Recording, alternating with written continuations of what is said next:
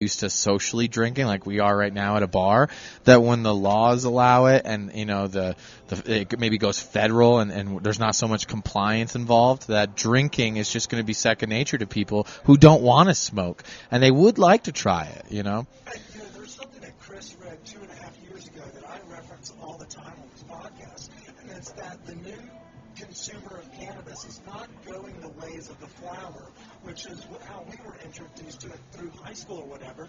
It's the mom at home, or it's the person that was conscious about what they put into their body. They're not choosing to consume it through smokables. It's the edible game. Totally. Do we see that the drink is going to meet the edibles on that market? Is that what the demo, or I guess the data is showing? I like to tell our customers, as far as, especially on the medical side, because we are the only dissolvable on the medical side as well. What's the milligram on that? 250 milligrams per pack, so 25 per pack. Yeah. So I like to make the comparison that an edible is just a vehicle for the medicine, and if you're gonna go with ebb, you're driving a Ferrari. So you can park outside right here. Exactly. That product's gonna get to you quick. Yeah. Where a if chocolate, you got taste buds in your pocket, just pull it out like it's Grapey Pond. Yeah, where a chocolate might be like a minivan. You know what I mean? It's not gonna get you there that quick. Okay, so back to the status quo. So we have these ebbs that you were saying that will be, more readily recognized as acceptable in the community going forward. Let's talk a little bit about the C level. Y'all rebranded. We've got warmer colors in the labels. We have, sustainable packaging. Tell us a little bit about the nuances of mixing CBAs, MSGs, and Ds. Yeah. Through, I guess, the product line. Totally. Well, like you said, with the C-suite, it's the cannabinoid suite. So what we're doing is we're putting different ratios of cannabinoids along with THC to provide a certain entourage effect, And one of them is... I like that term, entourage effect. Yeah. And one of them, and it's actually, it's not, I didn't make it up. It's already, okay, good. Yeah, get the fuck out of here. But, you're not stealing it from me. It's a modern thing. You got no card. Yeah. Hey, by the way, watch the ass on the teal Park. Yeah, he's tried this like 4 times now. She's got the Ford Escape model where and it yourself and you just parallel it. It's great. If you come to Wash Park, just watch people park. And their wives wear the same color blouses as the Range Rovers that they drive. They know each other. That's actually self-driving. She's controlling it. She's like, I'll park it later. But, yeah. Which, it's funny. We maybe should include Amy over here. Amy Webb just joined. Oh, maybe not. Oh, well, she already missed the intro. Wait until you listen to the episode. I think I did pretty well. And it didn't work. Yeah. But at the same time, we love Amy. Honestly, she was in episode 28 back in 2019 when we were at Winter Wondergrass. Yeah, so she was one of our first guests. So, we're sitting at a table full of repeats. Yeah, this is true. The comeback team. I wouldn't say that. We've just run out of options, so we're calling up. We're not getting answers anymore. Yeah. No, but you've done very well. You painted a picture not only about the Colorado, comedic community. Yeah, comedy community, yeah. But also you've done very well representing your brands. If you wanted to make a differentiated pitch, you mentioned that the C-suite has the bevy of all of the cannabinoids in one edible. What separates you from, like your dialed-ins or your wilds or those that are your competitors? So when people go to a Cali's Cannabis and they want to find your product, why should they choose you? And also, where can we find other products? Well, if you're a big proponent of like THCV, for instance, we are the highest ratio of THCV on the shelves at the moment. So that kind of sets us apart from the competition in a big way. And I feel like THCV is really on the up and up, no pun intended, because it makes you feel up and up, yeah. Those that are curious, if they just know the cannabinoids as like your Delta 8s, again, your Southeast, your CBDs, and your THCs. Give us a quick skinny on THCV. THCV has a popularly been marketed as an appetite suppressor, but also diet weed is something that goes around. But one of our big selling points is that it actually gives you a lot of energy and focus, and it's an uplifting experience. Absolutely. Aren't they awesome? Even people with high tolerances, they'll and we give them samples, they'll hit us up and be like, I have a high tolerance. I was not expecting to feel this way. I need to try these. Yeah. You can find our whole line at Oasis Superstore. Yeah, they crush it. Absolutely. And wait, Lifetime Fitness? Oh, okay.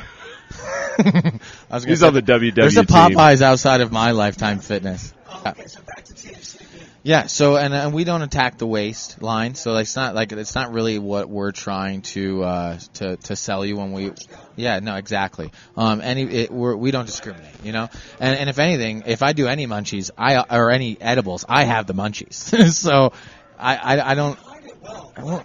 Black slims me down. You're doing the same thing. So wait a minute. Hold on a second. I just realized you're wearing a fucking sweater out here. Yeah, but it's really light. It's an expensive sweater. It feels good. He worked on a cruise. I got him on dialed. No. But I do have some funny numbers. If we want to do a celebrity prank phone call right now, we could easily do that right now. So I actually have been having some ear issues. So last time I jumped, it was summertime of last year. Tinnitus? Yeah, exactly. That's COVID. And when I land, I can't hear, and the ringing of the ears is so intense.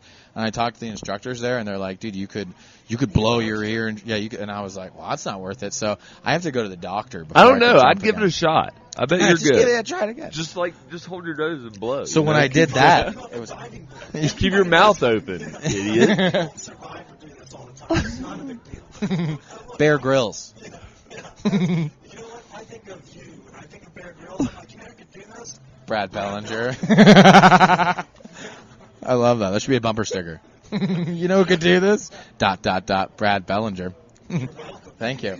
I appreciate it. No, I appreciate you. Thank you not only for taking the time out of your day to come talk to us, not only about Laugh Lines Comedy Club, yes, the journey through COVID, because I know it was a precarious one, to what you're doing now with your daytime, working with Taste Buds, which we know Dalton Brooks, episode 117 or whatever the fuck it was. They were great guests as well, but since bringing Amy and yourself on this pivot, I expect nothing but to the moon you go. Totally. And from the product line to Tidal Market, I feel like they'll do a very, very good job. I appreciate that. Thanks for having me on, and likewise to you guys. I mean, you guys are just blowing up, and I can only see that it's just going to get better and better and better as time goes on. No, you couldn't be more right. I agree wholeheartedly. We are not only blowing up, but I probably look the best I've looked in 7 years. We're peaking. Yeah, we are peaking. Before we go, quick reminder, if somebody wants to go to one of your comedy shows or be booked at a comedy show, how do they find you? Find us on Instagram, Laugh Lines Comedy Club, or at Big Brad World.